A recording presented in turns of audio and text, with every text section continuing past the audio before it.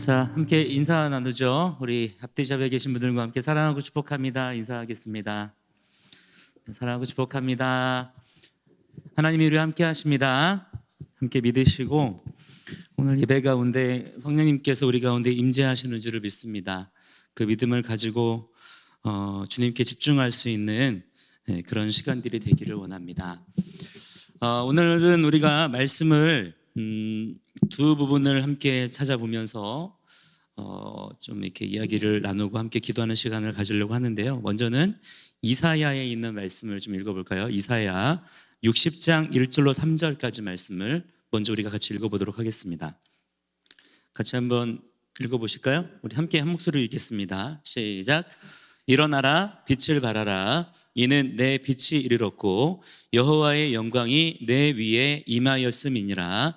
보라, 어둠이 땅을 덮을 것이며 캄캄함이 만민을 가리려니와 오직 여호와께서 내 위에 임하실 것이며 그의 영광이 내 위에 나타나리니 나라들은 내 빛으로 왕들은 비치는 내 광명으로 나아오리라. 아멘.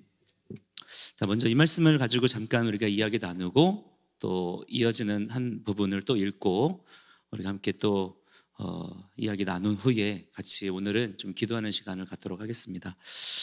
여러분 한 주간 동안 여러분 어떠셨습니까? 여러분도 눈과 귀로 보고 들은 것들을 통해서 많은 것들을 보고 또 생각하셨을 텐데 특히 지난주에는 대통령 선거가 있었죠.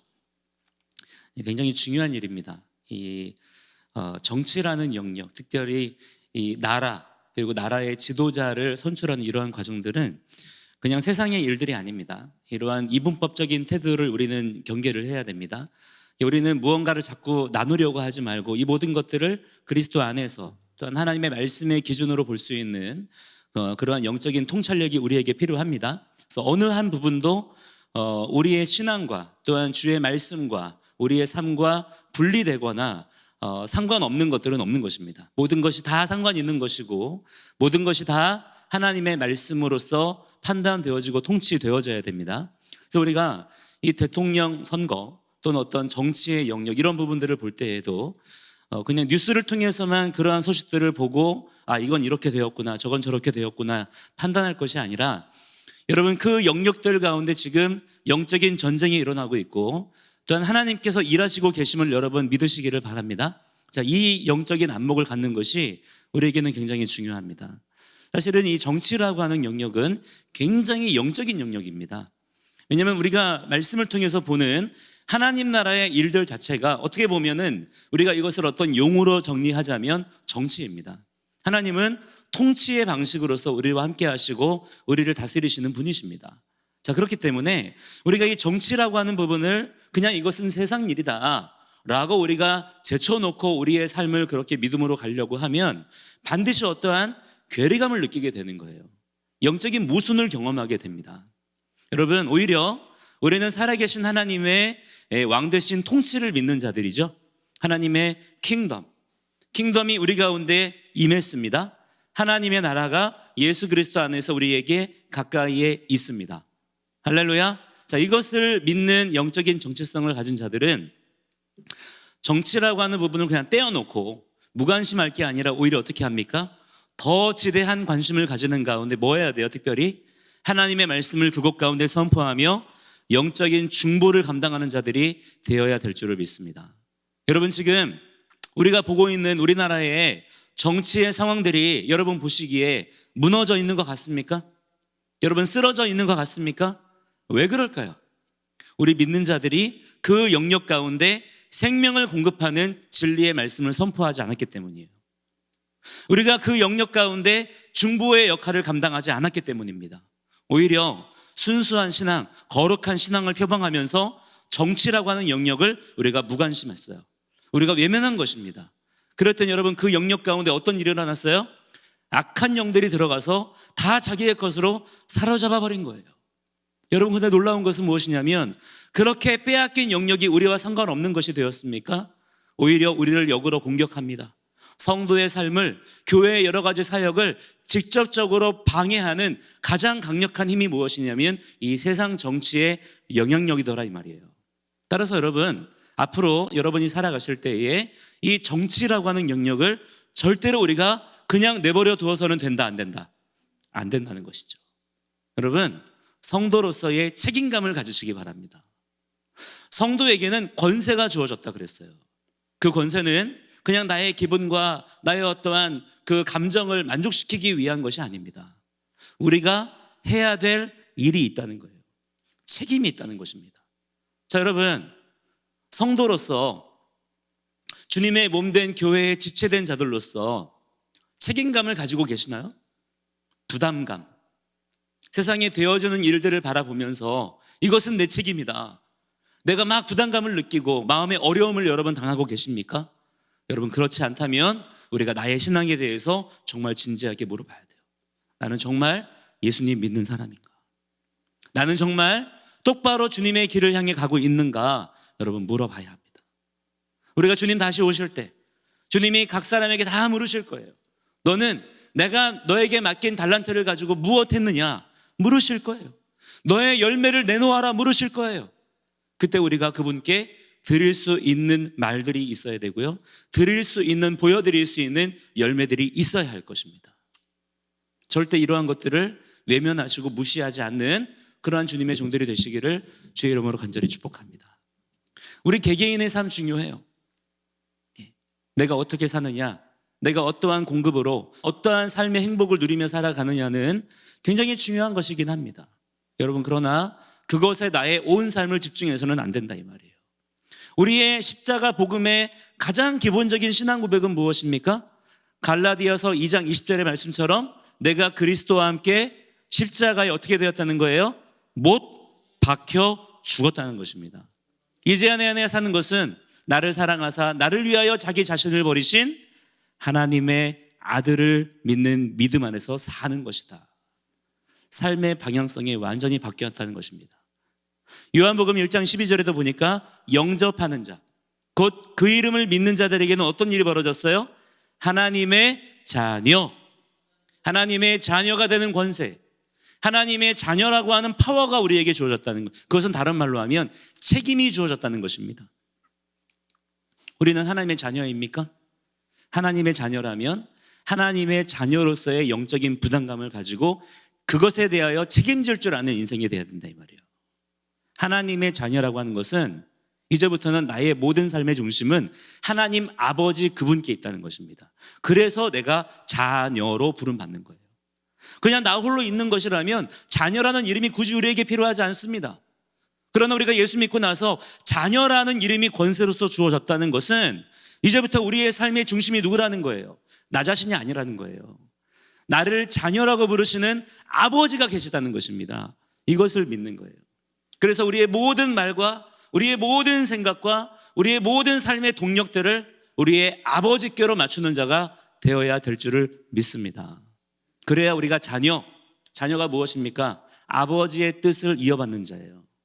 아버지의 뜻을 성취하는 자입니다. 우리가 그 일들을 감당하는 자가 되어야 된다고 하는 거예요. 여러분, 우리가 고아처럼 버려진 자가 되어서는 안 될 줄을 믿습니다. 고아는 어떤 존재입니까? 아버지 없이 사는 존재예요. 그냥 나 혼자 살아가는 존재입니다. 아버지 필요하지 않다는 거예요. 그래서 탕자는 집을 뛰쳐나가 버렸어요. 많은 재산만 가지고 있으면 자기가 행복하게 살 거라 생각했습니다. 여러분, 그러나 그 인생의 참된 가치는 어디에 있었습니까? 아버지 집에 있었어요. 아버지의 집으로 돌아가서 아버지의 유업을 이어받는 자리에 다시 한번 서게 될 때에 그의 삶이 온전하게 회복되는 것을 우리가 말씀을 통해서 보지 않았습니까? 여러분, 그 비유는 우리의 영적인 자리, 내 삶의 정체성을 그리스도 예수 안에서 회복하라는 것입니다. 그것은 무엇이냐면 부담감이에요. 책임감입니다. 제가 교회 안에서 많은 성도님들을 대하고 만나면서 발견하게 되는 게 뭐냐면, 많은 분들이, 적지 않은 분들이 교회 안에서 무엇을 기대하시냐면 위로, 평안, 어떤 문제 해결, 이런 것들만을 원하시는 경우들을 정말 많이 봐요. 물론 하나님께서는 우리에게 문제 해결을 주십니다. 기쁨을 주시죠. 만족과 평안을 주시는 분이십니다. 그분은 에덴의 주님이시고 샬롬의 왕이시기 때문에 우리에게 그 기쁨과 만족을 넉넉히 공급하시는 분이에요. 그러나 그렇다고 해서 우리의 신앙의 목적을 거기에다 두면 됩니까? 안 됩니까? 안 된다는 것이죠. 우리의 신앙의 목적은 무엇이냐? 하나님의 나라, 하나님의 의에 맞추는 자들이 되어야 될 줄을 믿습니다. 우리가 신앙의 주어가 누구인지를 헷갈려서는 안 돼요. 여러분, 믿음의 주가 누구입니까? 히브리서 12장 2절 말씀에 믿음의 주요 온전케 하시는 분이 누구예요? 바로 우리 예수 그리스도예요. 근데 많은 분들이 믿음의 주를 나로 착각합니다. 내가 믿어드려서 하나님이 마땅히 나에게 구원을 주셔야 되는 것처럼 이해하고 있어요. 구원이라고 하는 것은 나의 어떠함이 조건이 되어서 받는 것이 아닙니다. 전적인 하나님의 은혜와 하나님의 긍휼하심이에요. 여러분, 하나님께서 나를 구원하셨음에 대하여 여러분 감사할 줄 아는 분들이 되시기를 주의 이름으로 간절히 축복합니다. 왜 그래요? 내가 구원받는데 내가 한 일이 있습니까? 없습니까? 아무것도 없는 거예요. 오직 하나님의 은혜로서만 구원받은 것입니다. 아멘, 아멘. 자, 그렇다면 여러분, 그렇게 은혜라고 하는 것은 거저 받는 것이기 때문에 야, 이거 별거 아니구나, 내 맘대로 살자, 이렇게 결론이 납니까? 여러분, 진정 그 십자가 복음의 구원의 은혜를 맛본 자라면 부담감, 책임감을 가지는 거예요. 여러분, 부담감을 가지십시오. 구원받은 자로서의 하나님의 자녀, 하나님의 백성으로서의 여러분 책임감을 가지십시오.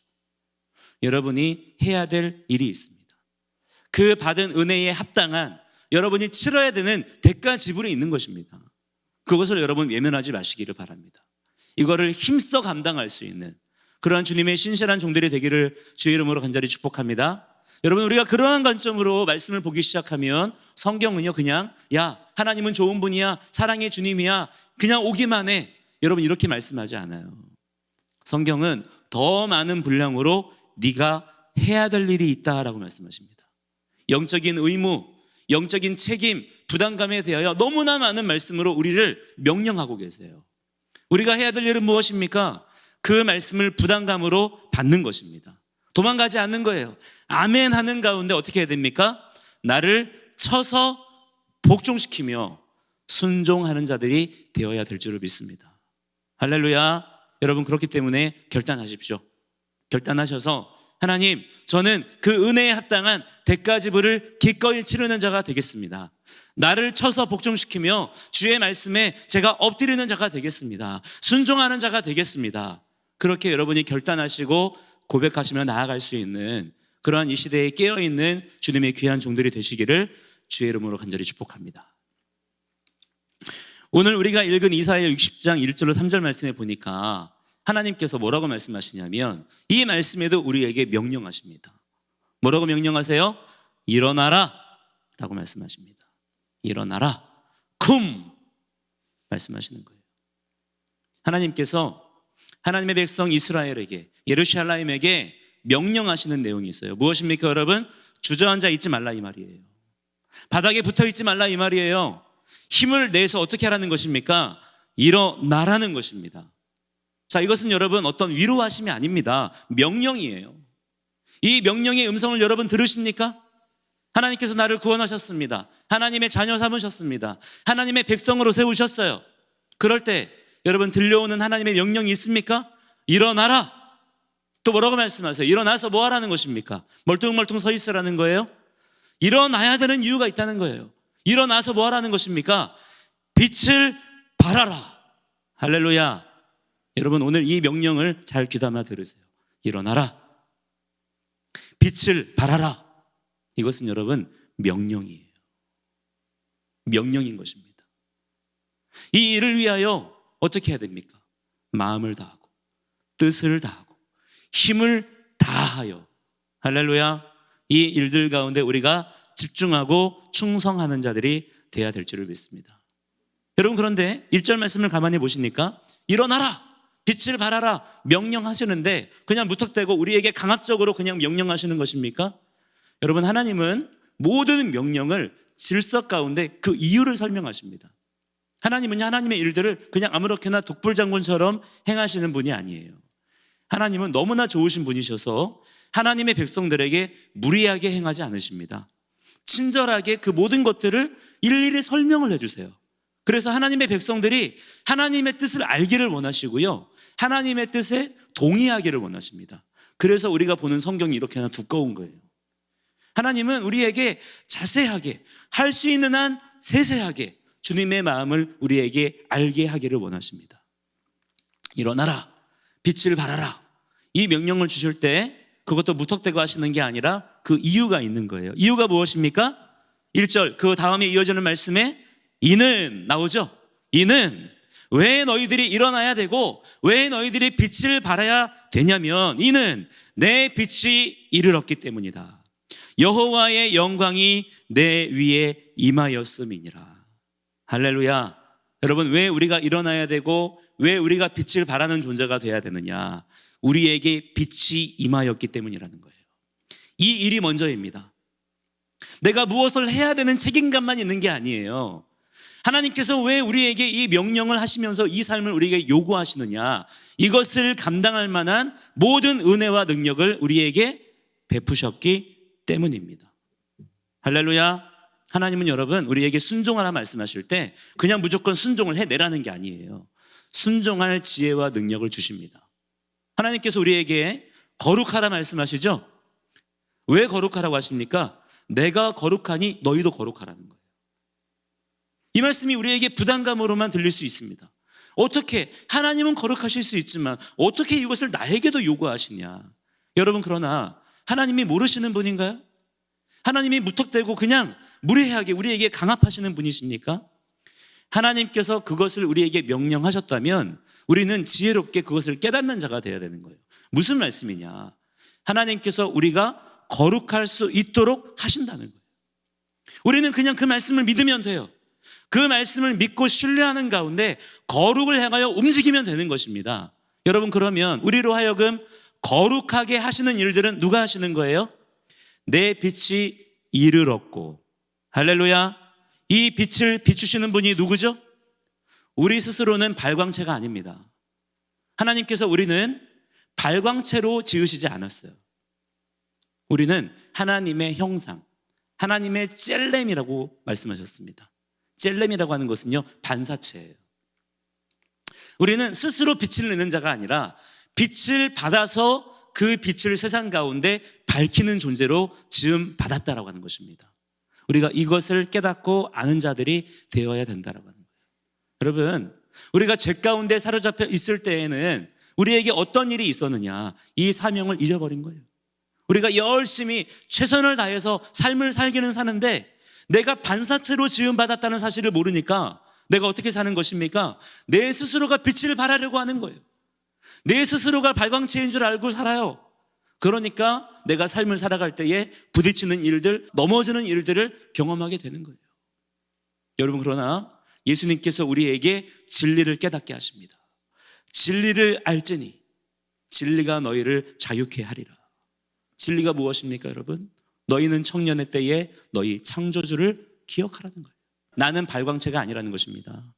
나는 창조주가 아니에요. 나는 창조주 그분께서 지으신 피조물인 것입니다. 여러분, 이것을 아는 것이 지혜입니다. 여러분, 그렇기 때문에 우리가 어떠한 것을 기억해야 되냐면 나의 삶의 목적은 무엇입니까? 나의 삶의 목적이 무엇이죠? 하나님의 빛을 반사시키는 것이 우리의 사명이라는 거예요. 그래서 하나님께서 우리에게 뭐 하라고 하시는 거예요? 일어나라는 것입니다. 일어나라는 거예요. 이제 일어나서 그 일을 하라는 것입니다. 어떤 일을? 빛을 발하는 일을 해야 된다는 거예요. 해야 된다는 것입니다. 자, 그럼 여러분, 왜 우리가 그걸 해야 되죠? 하나님께서 우리에게 말씀하시니까 내가 하나님 신뢰합니다. 하나님 사랑하는 마음으로 그걸 해요. 합니다. 예, 하는데 왜 하라고 말씀하시는 것일까요? 그저 하나님 기분 좋게 해드리기 위해서? 그냥 하나님의 마음을 만족시켜드리기 위해서 그냥 시키니까 그렇게 하는 것입니까? 여러분, 우리가 한 가지 기억해야 될 사실은 무엇이냐면 하나님은 사랑의 창조주이십니다. 아멘. 여러분, 하나님은 창조주이십니다. 그분은 스스로 계시는 분이시지만 스스로를 위하여 그렇게 계시는 분이 아니더라고요. 하나님은 자기 스스로를 창조주라고 소개하세요. 여러분, 그 말은 무엇이냐면 창조하신 것들에 대하여 책임을 지신다 이 말입니다. 하나님은 그냥 다 만들어 놓으시고 그것을 그냥 이용해 먹으시고 그냥 희열을 느끼시는 그런 분이 아니십니다. 하나님은 창조하신 것들에 대하여 책임을 지시는 분이라 이 말이에요. 하나님의 구원은 무엇이냐면, 하나님의 구원은 그냥 하나님의 어떠한 의로움을 드러내시는 것이 아닙니다. 하나님이 지으신 것들에 대하여 끝까지 책임지시겠다고 하시는 하나님의 의지를 우리가 볼 수가 있는 거예요. 따라서 여러분, 하나님께서 예수 그리스도 안에서 먼저 구원하신 하나님의 사람들, 바로 저와 여러분이죠. 우리 하나님의 사람들에게 말씀하십니다. 일어나라, 빛을 발하라 말씀하실 때에는 여러분, 그 의도와 목적이 어디에 있느냐? 하나님 자신에게 있지 않더라고요. 하나님이 지으신 온 세상과 만물을 향하여 하나님의 일들을 감당하게 하기를 원하시는 거예요. 그래서 2절에 보니까 뭐라고 말씀하십니까? 보라, 어둠이 땅을 덮을 것이며 캄캄함이 만민을 가리려니와 오직 여호와께서 내 위에 임하실 것이며 그의 영광이 내 위에 나타나리니. 3절에 보니까 뭐라고 말씀해요? 나라들은 내 빛으로 나올 거라는 거예요. 왕들은 비치는 내 광명으로 나올 것이다 라고 말씀합니다.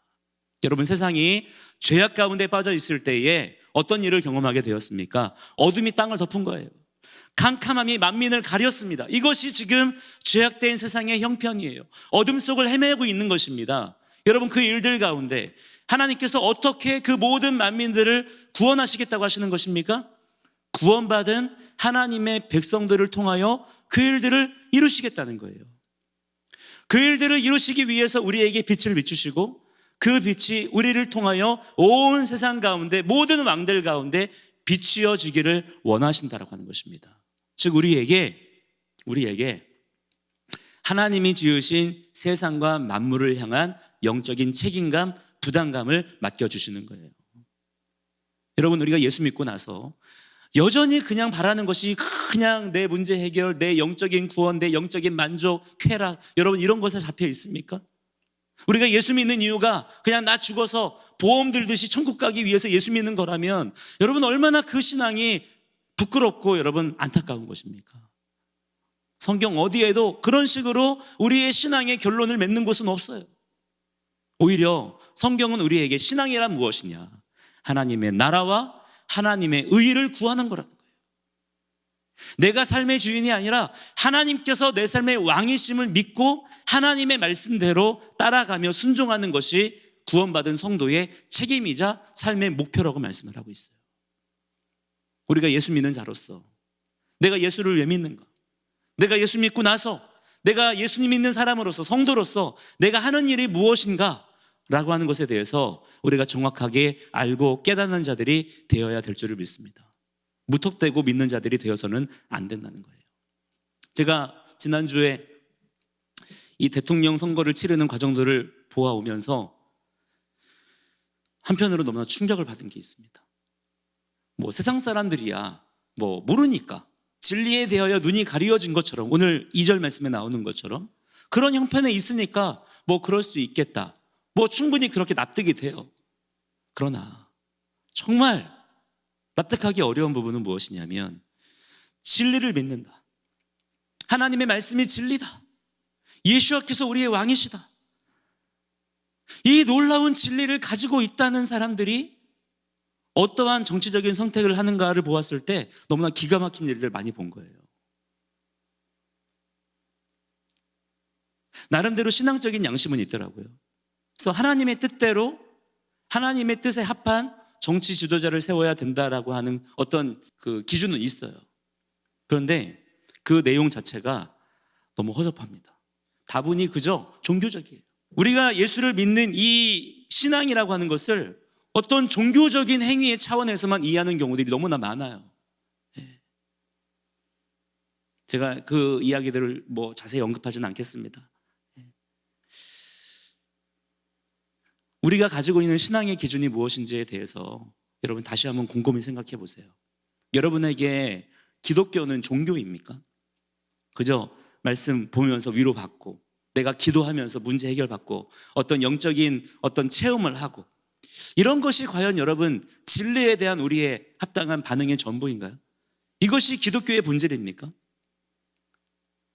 제가 이렇게 얘기를 하면 또 어떤 측면에서는 그러면 말씀과 기도 이거는 별로 중요하지 않고 우리가 말씀대로 그냥 우리가 실천하고 적용하는 그런 윤리적인 도덕적인 사람들에게 칭찬받고 이러한 삶이 중요한 거냐. 그래서 어떤 사람들은요 말씀과 기도 외면해요. 기독교라는 이름을 가지고 그냥 사람들에게 착하게 하면 내가 윤리적으로 도덕적으로 사람들에게 정의와 어떠한 선을 행하면 하나님께서 영광 받으실 거다. 그렇게 생각하는 부류들도 있습니다. 둘 다 틀렸어요. 하나님이 어떤 분이신지를 완전히 모르기 때문입니다. 그러니까 말씀을 통해서 하나님을 아는 것이 아니라 성령님께서 말씀을 깨닫게 하시는 그것으로 우리가 하나님을 섬기는 것이 아니라 자기의 지식과 자기의 어떠한 추측을 통해서 하나님을 이해하고 있는 사람들이 신앙의 어떤 왜곡을 경험하고 있는 거예요. 여러분, 하나님은 살아계신 한 분 하나님이십니다. 자, 그렇기 때문에 우리가 그분께 나의 온 삶으로 반응하는 거 중요한 거예요. 종교적인 행위는 여러분 중요한 것입니다. 우리가 말씀 읽고 또한 말씀을 통해서 영적인 깨달음을 얻고 영적인 깨달음을 얻을 때 어떠한 영적인 희열이 있어요. 또한 우리가 열심히 부지런히 눈물 뿌려가면서 기도하고 찬양하고 해야 합니다. 또한 내가 헌금도 하고 여러 가지 봉사도 해야 돼요. 이러한 모든 종교적인 의무와 행위들이 여러분 절대 결코 헛된 것이 아닙니다. 오히려 여러분이 예수 믿는 사람들이기 때문에 더 열심히 그것을 하세요. 더 열심히 말씀 보시고 더 열심히 기도하시고 찬양할 때도 더 열심히 찬양하십시오. 이것은 여러분 하나님이 살아계시다라는 것을 정말 믿을 때에 그분께 대한 가장 자연스러운 인격적인 반응인 거예요. 그분이 살아계신데 어떻게 그렇게 반응하지 않을 수가 있겠습니까? 그러므로 여러분 더 그렇게 하십시오. 그러나 그러한 종교적인 반응이 우리의 모든 신앙의 본질 그 자체가 되어서는 안 된다는 거예요. 그렇다고 또 한편에서는 우리가 말씀대로 살아야 된다. 그래서 말씀을 부지런히 공부합니다. 그래서 나의 삶의 어떠한 가치관으로만 인식하고 내가 이것을 실천하고 적용해서 내가 사람들에게 선을 행하면 사람들에게 나의 노력과 나의 도덕적인 윤리적인 행위로 하나님의 뜻을 내가 드러내면 그러면 사람들이 깨닫고 하나님께로 돌아올 거라.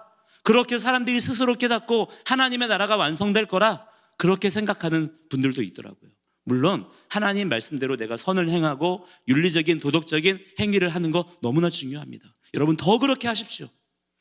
세상 사람들보다 더 정직하시고 더 부지런하시고 더 근면하세요. 그러나 그것이 우리의 신앙의 본질이 되어서는 안 된다 이 말이에요.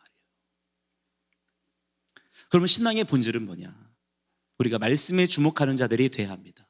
말씀은 여러분 정확하게 우리에게 무엇이라고 말하냐? 빛을 발하라는 거예요. 빛을 발해야 합니다. 우리의 삶 가운데 하나님께서 비추시는 그 빛이 그대로 세상 가운데 비추어져야 된다라고 하는 거예요.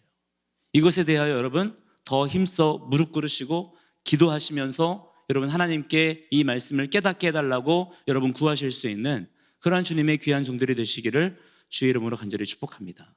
그렇게 구별된 삶, 그 삶을 주님께서 우리에게 요구하시더라. 자, 이어지는 말씀에 우리가 어디를 보기를 원하냐면요, 고린도후서 말씀을 좀 볼게요. 고린도후서 6장 14절부터 18절까지를 보도록 하겠습니다. 함께 같이 한번 읽어볼까요? 네, 시작. 너희는 믿지 않는 자와 멍에를 함께 매지 말라. 의와 불법이 어찌 함께하며 빛과 어둠이 어찌 사귀며 그리스도와 벨리알이 어찌 조화되며 믿는 자와 믿지 않는 자가 어찌 상관하며 하나님의 성전과 우상이 어찌 일치가 되리요. 우리는 살아계신 하나님의 성전이라. 이와 같이 하나님께서 이르시되 내가 그들 가운데 거하며 두루 행하여 나는 그들의 하나님이 되고 그들은 나의 백성이 되리라. 그러므로 너희는 그들 중에서 나와서 따로 있고 부정한 것을 만지지 말라. 내가 너희를 영접하여 너희에게 아버지가 되고 너희는 내게 자녀가 되리라. 전능하신 주의 말씀이니라 하셨느니라. 아멘. 너무나 여러분 중요한 말씀이죠. 우리가 세상과 섞이는 자가 되면 돼요? 안 돼요? 안 된다는 것입니다. 우리가 세상과 섞이면 안 된다는 그 정도가 아니라 어찌 그럴 수가 있으리라고 말씀하고 있어요. 그럴 수가 없다는 거예요. 우리가 정말 똑바로 예수 믿는 사람들이라면 섞일 수가 있다는 것입니까? 없다는 것입니까? 없다는 거예요. 어찌 그럴 수 있으리요? 근데 우리에게는 너무나 많은 핑계거리가 있어요. 상황이 이래서, 환경이 이래서 어쩔 수 없다라고 하는 것들이 너무나 많아요. 여러분, 그러나 말씀은 그렇게 말하지 않습니다. 어쩔 수 없지가 않다는 거예요. 오히려 너무나 당연하게 하나님의 말씀대로 구별되는 삶이 우리에게 있어야 된다는 것입니다. 왜냐? 16절에 보니까 뭐라고 말씀하세요? 우리는 살아계신 하나님의 성전이라. 아멘. 여러분은 성전입니까? 성경은 그렇게 말씀하네요. 그죠? 성경은 우리에게 무엇이라 말씀하느냐? 너는 성전이라는 거예요. 우리가 예수를 믿을 때에 우리에게 일어난 일이 무엇이냐? 너는 성전이 되었다는 것입니다. 이 영적인 인사이트가 있냐 이 말이에요. 여러분, 성전의 핵심은 무엇인 줄 아십니까? 하나님이 성막을 지으라, 성전을 지으라 말씀하셨잖아요. 성전을 지었습니다. 그 성전의 성막의 핵심은 무엇이죠? 겉으로 보여지는 건축 구조물일까요? 그렇지 않다는 거예요. 성막, 성전의 핵심은 무엇이냐면 하나님의 임재입니다. 하나님이 함께 하신다는 것이 성막의 핵심인 거예요. 그래서 여러분, 이 우리가 읽은 고린도서 6장 14절로 18절까지의 말씀의 핵심은 무엇이냐면 16절 말씀에 보니까 뭐라고 말씀하냐면 내가 그들 가운데 거하며 라는 부분이 있죠. 자, 찾으셨나요? 16절 중반절에 있습니다. 내가 그들 가운데 거하며. 이게 핵심이에요. 어떻게 우리가 하나님의 성전 되었죠? 또 왜 우리가 세상과 구별되어야 되죠? 그 이유가 무엇이라는 것입니까? 하나님께서 우리 가운데 거하셨기 때문이라는 거예요. 이것을 믿느냐 하는 것입니다. 이것을 믿는다면 그 거룩하신, 위대하신, 완전하신 하나님이 내 삶 가운데 임하셨다, 거하신다 라고 하는 것을 믿는다면 여러분, 이러한 것들은 고민거리가 아니라는 거예요. 그냥 믿음 안에서 너무나 당연한 자연스러운 삶의 반응으로서 나와야 된다라고 하는 것이죠. 심지어 사도 바울은 뭐라고 얘기하냐면 17절에 보니까 그러므로 너희는 그들 중에서 나와서 따로 있어라 말씀합니다. 그들이 어디예요? 세상을 말하는 것이죠. 그러므로 하나님이 너희 삶 가운데 임하셔서 너희가 성전 되었기 때문에, 아멘 아멘, 되었기 때문에 어떻게 하라는 거예요? 너희는 그들 중에서 나와서 따로 있어라. 그들과 함께하지 말아야 한다. 자, 이 말씀은 여러분 우리가 어떻게 이해해야 될까요? 그렇기 때문에 우리가 예수 믿는 사람들로서 우리가 믿음의 양심을 가지고 그냥 우리끼리 저기 산골로 들어가서 우리끼리 따로 살아야 됩니까? 그 말일까요? 그들과는 아예 상종도 하지 말고 말도 섞지 말고 그들이 만들어낸 것은 사용도 하지 말고 그냥 그렇게 살라는 말일까요? 여러분, 아니에요. 그런 말이 아니라 이 말씀에서 우리에게 주시는 것은 통치의 시스템을 말씀하시는 것입니다. 세상의 통치 시스템을 따라가지 말라는 거예요. 세상의 통치 시스템, 세상의 왕들을 따라가지 말고 오직 하나님께서 우리의 왕이심을 믿음으로 인정하는 자가 되라라는 것입니다. 여러분, 하나님의 말씀은 통치의 말씀입니다. 신앙이라고 하는 것, 믿음이라고 하는 것은 나의 어떠한 마음의 평안, 내 어떤 영적인 지식이 아니에요. 이것은 영적인 통치의 시스템이에요. 여러분은 살아갈 때에 과연 여러분을 다스리는 것이 무엇이냐 이 말이에요. 뉴스에서 나오는, 또한 세상에서 들려오는 그 말들, 권위자의 말들이 여러분의 삶을 좌지우지하는 것입니까? 아니면 하나님의 말씀이 내 삶의 중심을 쫙 붙잡고 있는 것입니까? 이 양당 간의 결정을 하라는 것입니다. 그러면 어떤 일이 벌어지느냐? 18절에 너희에게 아버지가 되고 너희는 내게 자녀가 되리라 전능하신 주의 말씀이니라 하셨다는 거예요. 누가 하셨다는 거예요? 하나님께서 이거 보신다는 거예요. 너는 누구를 따르는 자냐?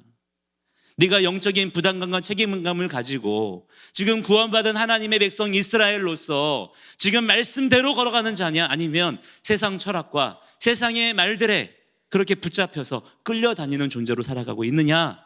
하나님이 지금 보고 계시다는 것입니다. 여러분, 오늘부터 다시 결단하십시오. 다시 결정하셔서 여러분의 신앙의 중심을 주의 기록된 말씀에 두는 자가 되시기를 주의 이름으로 간절히 축복합니다. 그래서 여러분이 뭐 해야 되느냐? 일어나라, 빛을 발하라. 이 명령을 여러분들이 주의 깊게 무겁게 받으셔야 돼요. 그래서 여러분이 고백해야 됩니다. 예, 주님, 제가 일어나겠습니다. 제가 빛을 발하겠습니다. 왜요? 하나님의 빛이 내게 이르렀기 때문에, 주님의 빛이 내게 비추었기 때문에, 나에게 주님이 임하셔서 하나님이 나를 성전 삼으셨기 때문에 내가 억지로 그것을 해야 되는 것이 아니라 당연한 믿음에 마땅한 반응으로서 내가 그렇게 하겠다라는 결단을 주님께 올려드리는 거예요. 그럴 때 여러분 각자의 삶이 하나님께 위대하게 쓰임받는 그러한 주님의 종들이 될 줄을 믿습니다. 할렐루야. 함께 이 시간에 우리 찬양하고 우리 기도하는 시간 갖도록 하겠습니다.